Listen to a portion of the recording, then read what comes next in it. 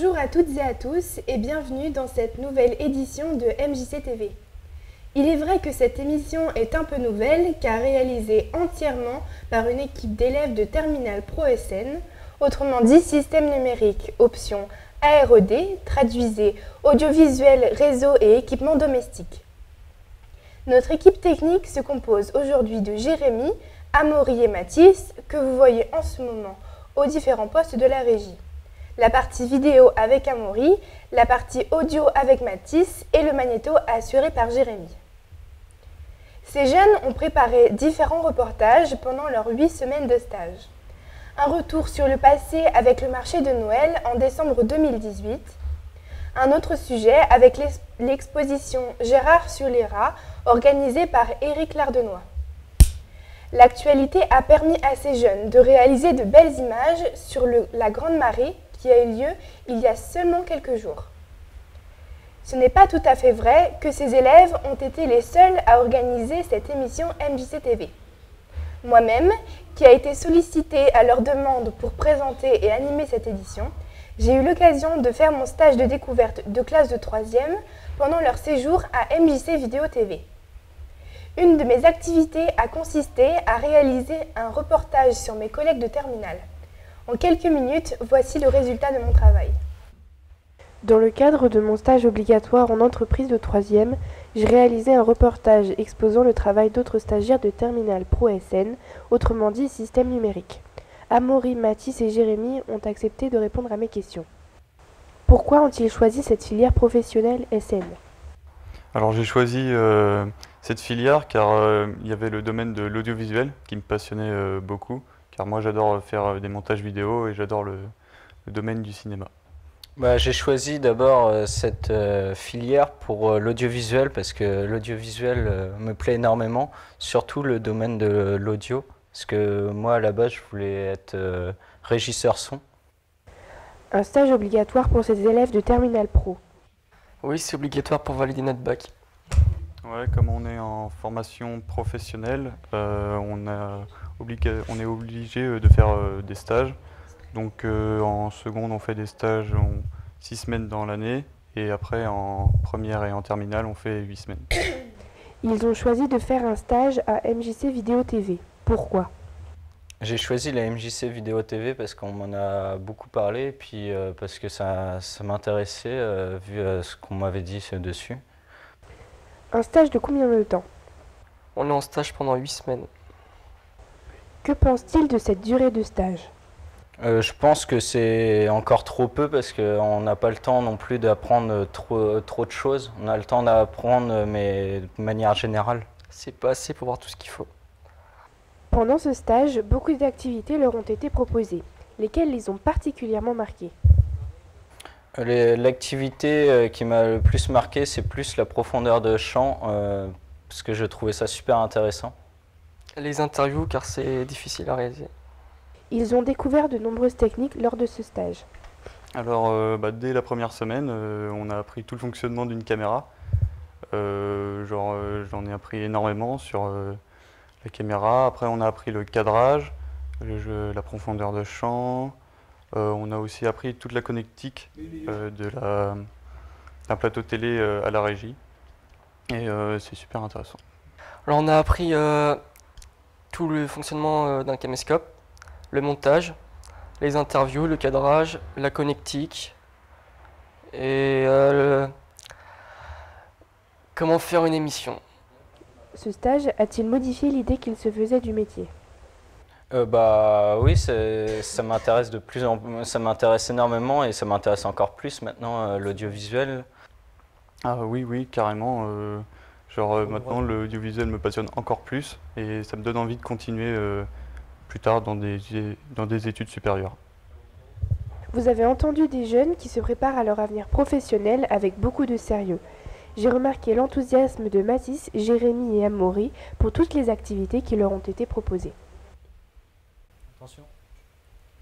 Chaque année, en décembre, l'Office du tourisme de Lamballe organise les écuries du Père Noël, bien connues de la plupart d'entre vous. De nombreuses animations sont proposées pendant ces 3 jours de festivités au Haras national de Lamballe. Dans les anciennes écuries agréablement aménagées, une centaine d'artistes et artisans proposent leur travail aux très nombreux visiteurs. Ce sont ces exposants que les stagiaires ont rencontrés et qui nous ont fait part de leurs impressions à travers ce reportage de Mathis. Premier après-midi, ce vendredi pour les écuries de Noël de Lamballe. Ce marché attire déjà la foule, qui vient de plus ou moins loin, les 3 jours, pour voir un haras transformé en marché de Noël. On peut y voir des stands, des artisans, pas moins d'une centaine, qui exposent leurs réalisations tout aussi intéressantes les unes que les autres. Quelques artisans ont accepté de nous parler de leurs activités. Je suis artiste plasticienne. Je travaille essentiellement l'estampe, c'est-à-dire la gravure et quel que soit le support, aussi bien le papier que l'argile. Et je m'en sers pour faire des bijoux, entre autres. Des gravures, je fais aussi la gravure sur cuivre. Et mes estampes, je m'en sers aussi pour faire de la mosaïque sur les tables. Alors mon métier c'est de cueillir des algues sauvages, de les sécher pour les conserver et les semaines après les cueillettes, de les cuisiner. Moi je suis sculpteur sur bois. Donc je fais de la sculpture sur bois et des bâtons de randonnée personnalisés. D'accord. Avec quel bois vous faites ceci? Alors je travaille beaucoup avec de l'if pour les sculptures. De l'if, après il y a d'autres bois, il y a du cyprès, il y a du houx, du pommier. Et les bâtons, c'est plus il y a beaucoup de buis, du hêtre, du houx. Donc je suis potière depuis 2012 et donc je travaille uniquement le grès. Et donc je fabrique également mes émaux. Et voilà, je cuis tout ça à haute température. Donc notre travail de potier, c'est du travail d'atelier, les mains dans la terre. Et donc voilà, moi j'ai envie de faire du travail usuel, je ne fais pas de statues, je fais des objets utiles qui servent au quotidien, des bols, des tasses, des théières, voilà, ce dans quoi vous pouvez prendre vos petites déj le matin. Et voilà, mon idée c'est que ça serve, que ce soit, et puis que j'essaye de faire en sorte que ce soit joli. Ils nous ont même parlé de leurs impressions sur le cadre du haras.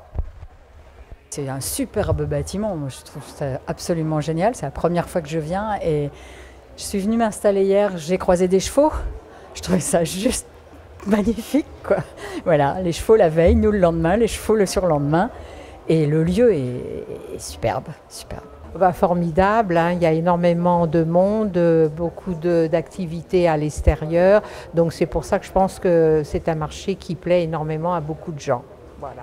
C'est autre chose qu'un marché de Noël avec des chalets ou des stands modernes, quoi. Donc c'est bien, moi j'aime bien. Et puis bon, il y a aussi beaucoup d'exposants, donc il y a plein de belles choses à voir, voilà, que malheureusement on n'a pas le temps de voir. Voilà. Nous avons aussi vu des stands de spécialités venant d'autres régions, comme les produits de Savoie, fromage et saucissons. Et même un stand de gâteaux à la broche.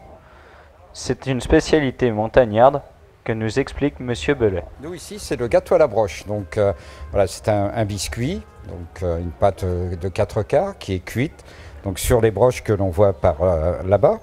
Donc ce sont des cônes de bois qui sont les moules des gâteaux. Donc ce style de gâteau se fait en spécialité régionale plus dans le sud-ouest de la France et après en Alsace où ils l'appellent là-bas le gâteau sapin. Donc voilà, on cuit comme ceci, donc on cuit une couche de pâte, lorsqu'elle est cuite, voilà, on prend la louche comme ceci et on fait couler la pâte comme ceci, donc ça le fait grossir. Les artisans nous ont parlé de leurs sources d'inspiration. Mes sources d'inspiration, ce sont surtout mes voyages et je dirais les contes et légendes qui m'ont bercé durant mon enfance. En fait, je dis toujours que ma couleur préférée, c'est le métissage. Et ça se remarque dans mon travail parce que j'aime bien mélanger les techniques. Et quand je dis les voyages, c'est parce que j'aime bien tout ce qui est Asie centrale, tout ce qui est Ouzbékistan, que ce soit le Japon, que ce soit... Enfin, je dirais que tous les pays ont une valeur qui agit énormément sur ma créativité. Les Lao, mon inspiration. C'est-à-dire que quand je commence un bâton, moi c'est le bois qui m'appelle, c'est pas moi qui vais... C'est rare quand j'ai un début de... La sculpture, c'est elle qui m'appelle. Je ne fais jamais quelque chose. J'ai un stock de bois chez moi, il est là. Le matin, quand je vais travailler, j'y vais. Et il y a toujours un morceau de bois qui sort de l'ordinaire. Je sais et là, je vois ce qu'il y a dedans, et quand je vois ce qu'il y a dedans, je le travaille, quoi. je suis sculpteur dans le sens où je travaille le bois, mais en fin de compte, je fais rien. Je ne suis qu'aux ordres quelque part, quoi. Je fais réaliser ce que j'ai vu et ce qu'on m'a donné à voir, quoi. Tu vois, c'est ça là. Je décide pas. C'est pas moi qui décide de ce que je vais faire, quoi. C'est compliqué peut-être, mais c'est mon mode de fonctionnement en fin de compte. Et moi, je travaille beaucoup la spiritualité, donc c'est l'homme dans son état d'homme, les pieds sur terre, mais dans sa quête spirituelle, quoi, en sculpture. Le bâton, c'est pareil, le bâton, c'est le compagnon du chemin, c'est notre soutien de vie, on fait notre route avec, quoi. Et donc il y a beaucoup de choses derrière, c'est des objets de transmission, c'est des choses assez puissantes, quoi. Après une courte visite de quelques stands, nous sommes allés voir nos amis d'Oliveira de Bairro. Manuel Martins da Silva nous parle des communautés de communes de Lamballe, jumelées avec celles du Portugal. Les villes sont jumelées, les mairies, mairie de Lamballe, mairie d'Oliveira de Bairro. Après, nous avons autre jumelage entre les donneurs de sangue aussi. Donneur de sangue de Lamballe, donneur de sangue de Mama Rosa. Mama Rosa est une commune de la municipalité d'Oliveira do Bairro. Et il y a aussi deux jumelages plus que sont les pompiers et les Rotary Club. Et on prépare aussi un jumelage avec les scouts. Il nous dit pourquoi ils viennent chaque année au marché de Noël de Lamballe. Bien, je viens à Lamballe beaucoup de fois par an. Mais tous les années, pour le marché de Noël, pour montrer ce que nous avons dans notre région. Artisanat, mais dernièrement, on change tous les années les artisans. Et des produits de la terre, produits de la région, que montrer à la population de Lamballe et les environs ce que nous avons dans notre région. Comme Lamballe va aussi, notre Expo Bairrada, le mois de juillet, va là aussi montrer et faire, dans le moment, faire les galettes et les crêpes. Oui, et le cidre, que nous n'avons pas dans notre région. Manuel nous parle même du cadre du Hara. L'espace, c'est merveilleux. Il a une chose qui n'est pas bonne, c'est le froid. Au Portugal, nous avons plus chaud. Mais le froid ici, c'est terrible pour nous. Mais ici dedans, et les installations sont merveilleuses pour l'artisanat, pour monter l'artisanat et pour vendre. Le local, c'est merveilleux. Vous l'avez bien compris, les artisans des écuries de Noël nous proposent plein d'objets artistiques, de spécialités gastronomiques et de décorations en tout genre. Il y en a pour tous les goûts. Éric Lardenois et son Dragon Noir sont maintenant bien connus de la rue Calmette, une rue bien désertifiée il y a seulement quelques années. Éric et son association ont eu l'idée de faire revivre cette belle et ancienne rue de la capitale du Penthièvre. Cette dernière idée en date avec l'anagramme de regard sur les arts, autrement dit Gérard sur les rats, nous a ouvert les portes sur une galerie où les stagiaires ont pu réaliser le reportage de Amaury que nous vous présentons maintenant. La rue Calmette était autrefois une des rues les plus commerçantes et vivantes de Lamballe. Le côté commerce a disparu, laissant cette rue peu animée. Aujourd'hui, elle ressuscite grâce à la galerie d'Éric Lardenois. Passionné, il nous décrit ses projets, ses idées et le fonctionnement de son exposition. Pourquoi avoir voulu installer une galerie dans cette rue ? Alors j'adorais cette rue. Alors il y a 3 ans qu'on a acheté la galerie, je trouvais cette rue très belle mais un peu sale. Alors j'ai ouvert la galerie d'art parce que c'est ce que j'avais envie de faire. Et puis c'était pas le but c'était pouvoir commencer à mettre l'art dehors, le rendre accessible à tous, le démocratiser et puis et que ce soit réellement accessible à tous. Et donc on a commencé à peindre les poteaux. Alors, et un truc incroyable, c'est que les gens ont adoré parce qu'on commençait à faire rebouger cette rue qui a été une des rues les plus commerçantes. Et les gens sont appropriés tout et sont en train de s'approprier tous les projets artistiques qui sont en train de se faire, quoi. Et c'est ces mêmes gens qui ont rebaptisé la rue Calmette, la rue des Arts. Et je me dis waouh. Et maintenant je peux plus lâcher tous ces gens parce que j'ai envie de continuer, ça me donne envie de continuer, quoi. Et puis leur rendre l'appareil, quoi, en me disant on va continuer, quoi. Éric Lardenois expose de l'art outsider. Mais qu'est-ce que le mouvement outsider? Outsider, c'est plutôt des gens qui n'auraient pas de formation vraiment artistique, quoi, et qui le feraient déjà dans un premier temps parce qu'ils aiment peindre et que c'est un besoin et que c'est jusqu'à temps que quelqu'un leur dise mais c'est génial ce que tu fais, de quelqu'un de l'entourage proche, et qui leur disent mais tu devrais exposer tout ça. Et voilà, c'est déjà. Mais ici on est en figuration libre, figuration brute parce qu'on a un peu d'art brut aussi ici, et puis surtout l'imaginaire de tous les artistes et puis surtout ce qu'ils ont à dire parce qu'il y a beaucoup de messages dans toutes les toiles qu'on a ici. Alors des messages que les artistes ne veulent pas forcément faire passer, mais quand on regarde des toiles et quand on est attiré par des toiles, c'est que ça nous envoie quelque chose. Donc on peut en déduire aussi nos propres messages, quoi, sur des regards, sur des compositions, voilà. Pourquoi a-t-il choisi d'exposer ce type d'art? Ah ben moi c'est ce qui me touche, quoi. Moi moi je ne vais pas démarcher les artistes, c'est les artistes qui viennent ici. Et ce qui est intéressant, c'est c'est déjà une rencontre humaine pour moi avec les artistes, et après c'est une rencontre artistique. Et quand les artistes en figuration libre comme ça me montrent leurs œuvres, moi j'ai besoin de faire waouh, c'est ce qui me plaît en fait, quoi. Qu'est-ce qui le passionne dans l'art? Qu'est-ce qui me passionne dans l'art? Déjà les œuvres par elles-mêmes, quoi. Et puis surtout les rencontres humaines. C'est quelque chose très important, je trouve. Au-delà de l'importance, c'est quelque chose de primordial, quoi, les rencontres humaines. L'humain est beaucoup au centre, quoi. Voilà, c'est ça qui me passionne. Isabelle et Josette, deux indépendantes, nous parlent du mouvement coworking. Alors on a, avec Josette, Valérie, donc toutes les trois, on a un projet de création d'un espace de coworking, donc de travail partagé, sur Lamballe en fait. C'est quoi un espace de coworking? C'est un lieu qui permet à des indépendants qui travaillent seuls de chez eux de venir travailler avec d'autres personnes, de créer du lien. Ça peut être aussi des salariés qui veulent aussi se rapprocher de chez eux et faire du télétravail, donc bosser à distance de son lieu d'entreprise. Et ça peut être aussi des chercheurs d'emploi qui ont besoin de trouver du boulot, mais qui sont un peu trop isolés. Et le fait aussi de se rassembler avec d'autres personnes, ça permet de créer une dynamique et pourquoi pas de développer aussi des liens et trouver du boulot, quoi. Donc c'est un lieu de partage autour de la thématique du travail, de l'emploi, du territoire, voilà. Eric nous explique son projet du Café des Arts. C'est continuer à faire un lieu plus grand et plus convivial.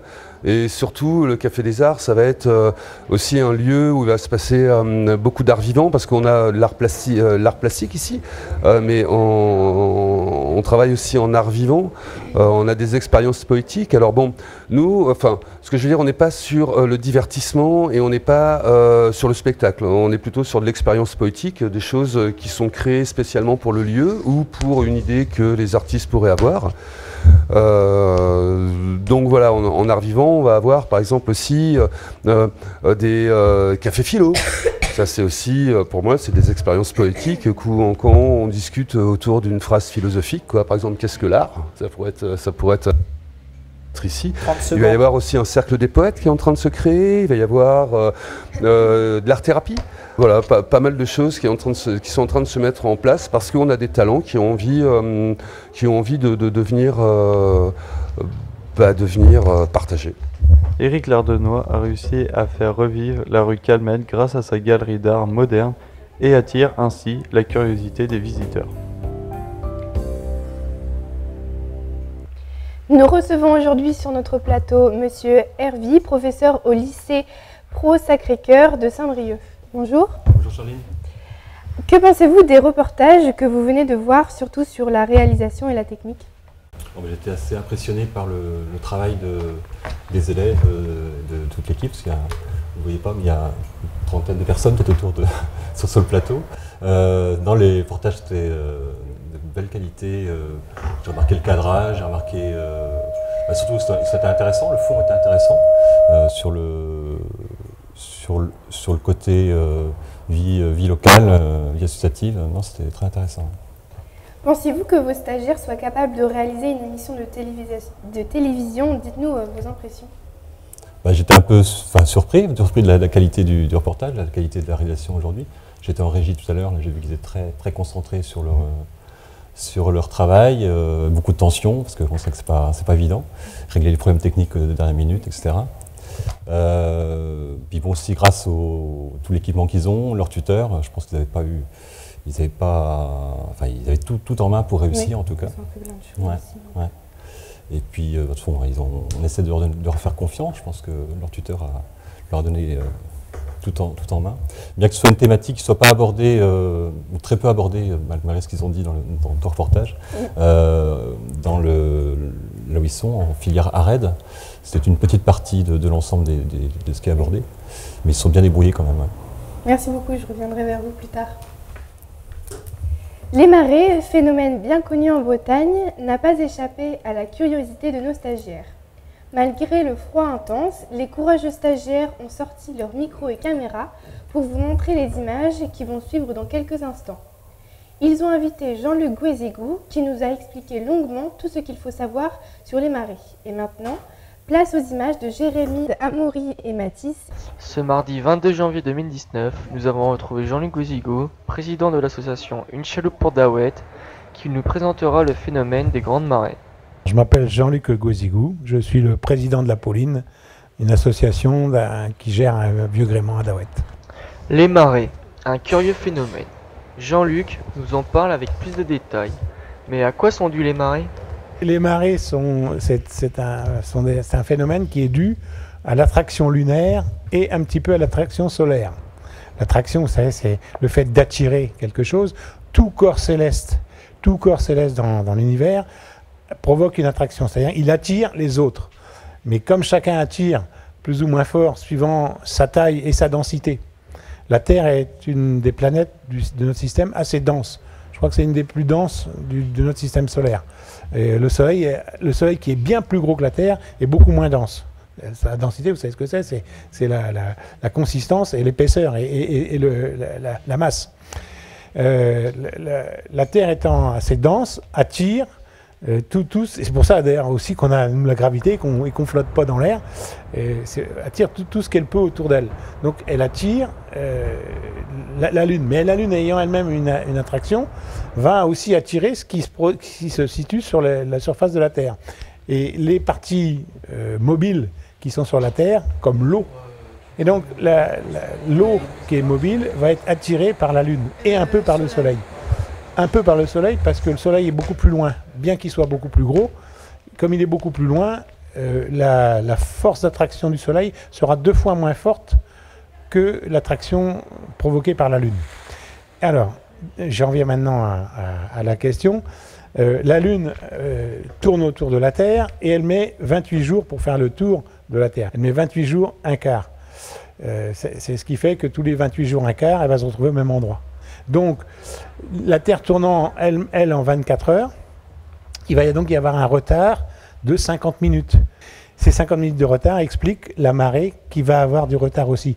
Alors, comme il y a 2 marées par jour, il y en a une soit le matin et le soir, soit à minuit ou en pleine nuit et en plein après-midi, ces 2 marées vont être séparées d'environ 12 heures, et un peu plus de 12 heures, en fait, elles vont être séparées de 12h25. 25 étant la moitié des 50 minutes qui sont en plus pour la rotation de la Lune. Pourquoi avons-nous des marées plus importantes que d'autres? Quand les 3 astres sont à peu près alignés, ou plus ils sont alignés, plus les marées vont être importantes, puisque lorsque vous allez avoir un alignement Soleil, Lune, Terre, les 2 astres Soleil et Lune vont tirer dans le même sens.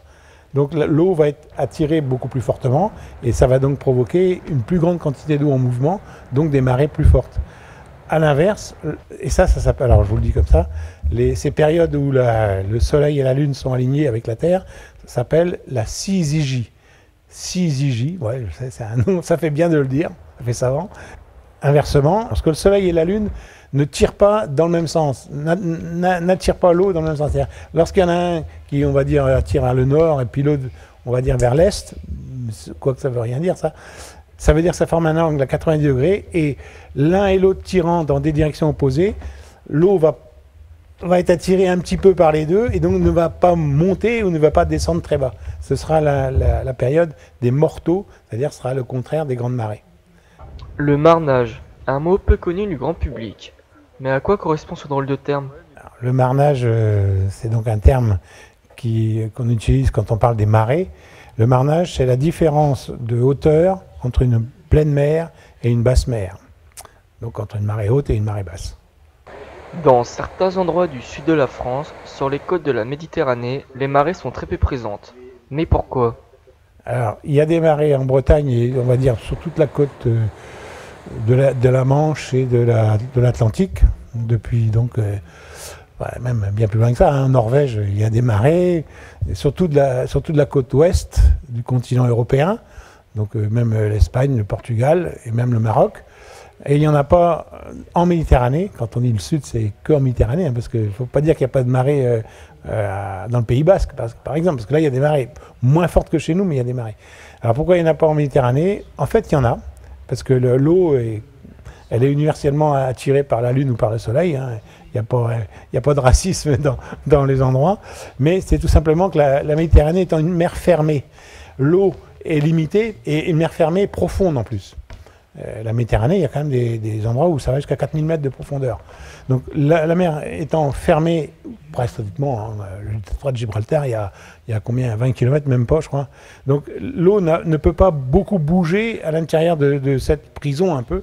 Et donc ce qui fait que le marnage, dont on a parlé tout à l'heure, donc la différence de hauteur entre la pleine mer et la basse mer, en Méditerranée, c'est maximum 40 cm.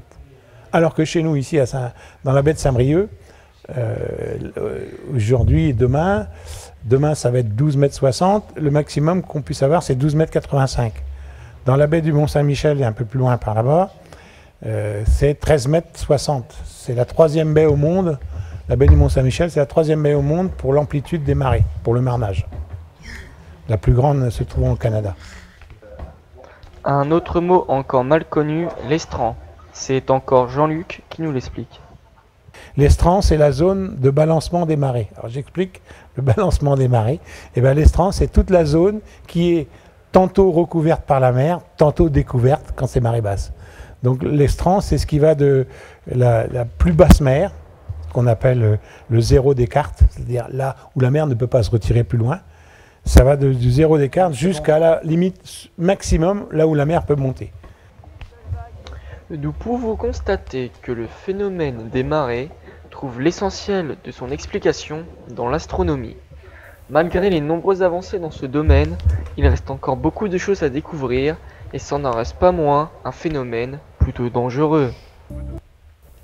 Nous reprenons notre interview avec Monsieur Hervy. Alors pourquoi y a-t-il des stages en section pro alors qu'il n'en existe pas en section générale et technologique? La section pro, ça veut dire pro, c'est l'abréviation de professionnel. Donc c'est la grosse différence entre lycée général et lycée technologique, enfin lycée pro, pardon. C'est qu'en fait, il y a toute une partie de la formation qui se fait en entreprise. Et c'est un gros avantage pour les élèves qui suivent cette formation parce qu'ils ont, à la fin de leurs 3 ans ou terminale, ils ont un savoir-faire acquis en entreprise. Ils ont des lignes à mettre dans leur CV. J'ai travaillé à tel endroit parce que c'est vraiment du travail. Et on ne parle pas tellement de stage, on parle de formation, vraiment de formation en entreprise. Donc c'est un quart de la formation sur les 3 ans, seconde, première, terminale, un quart de la formation qui se fait en entreprise. Et c'est un vrai plus pour les élèves. En fait. Que pensez-vous de 22 semaines de stage? Est-ce suffisant ou trop juste? Après, c'est imposé par le ministère, en fait, hein, ce nombre de semaines. Plus, ce serait peut-être intéressant, mais ça voudrait dire aussi plus de semaines d'entreprise, plus d'entreprises monopolisées. C'est vrai qu'un stagiaire en entreprise, ben, c'est du temps pour la personne qui va s'en occuper, donc c'est pas facile non plus. Puis ce serait peut-être plus difficile de trouver 23, 24, 25 semaines de stage. Ça serait peut-être plus compliqué. C'est bien 22. Ouais, je pense que c'est bien équilibré. Ouais. Pourquoi avez-vous choisi d'être professionnel en bac professionnel? J'ai choisi d'être professeur, c'est pour plusieurs raisons. Je m'ennuie un petit peu dans une activité professionnelle. Ça fait que 3 ans que je suis professeur, hein, c'est pas très vieux. J'avais mon entreprise en service informatique auparavant. Et puis je ronronnais un petit peu dans mon métier, donc je voulais passer à autre chose. Et j'ai eu l'opportunité de rentrer au lycée Sacré-Cœur à Saint-Brieuc. C'est vrai que j'avais l'envie de partager un peu mon savoir. Puis je crois aussi que le partage s'accroît lorsqu'on le partage. Puis l'envie de transmettre, l'envie d'apprendre aussi, parce qu'en enseignant, on apprend aussi. Comment aidez-vous vos élèves à trouver un stage lorsqu'ils rencontrent des difficultés? Alors, déjà, on incite les élèves à trouver eux-mêmes leur stage. C'est vrai que dans l'apprentissage, on doit leur apprendre l'autonomie. Trouver un stage, c'est un peu comme trouver un travail. Donc, on leur donne des tuyaux, comment préparer un CV, comment préparer une lettre de motivation, comment téléphoner à une entreprise, comment se présenter. On leur donne une liste d'entreprises qui ont déjà accueilli des élèves. Et puis parfois, comme ici, le tuteur Michel Roux, que je remercie encore, nous a appelés en disant tiens, je peux accueillir des stagiaires. Et donc Mathis, Amaury et Jérémy se sont portés candidats avec bonheur, je pense. Ouais. Merci beaucoup d'avoir répondu à mes questions et bonne journée. Merci, au revoir. Vous l'avez bien compris, cette émission MJC TV a été réalisée entièrement par des jeunes stagiaires de Terminal Bac Pro du lycée Sacré-Cœur de Saint-Brieuc. Ils ont effectué un stage de 2 mois dans ces locaux de MJC Vidéo TV à Lamballe. Et par moi-même, élève de classe de 3e à Jean Richepin de Pléneuf-Valandré, qui vous ai présenté ce magazine de MJC TV. Mes camarades Amaury, Jérémy et Mathis et moi-même, nous vous remercions de l'attention que vous y avez portée et nous vous invitons à regarder l'enregistrement sur YouTube ou sur notre blog MJC TV. Il me reste à vous souhaiter un bon week-end. Il sera bon de rester au chaud en savourant les bonnes crêpes de la Chandeleur.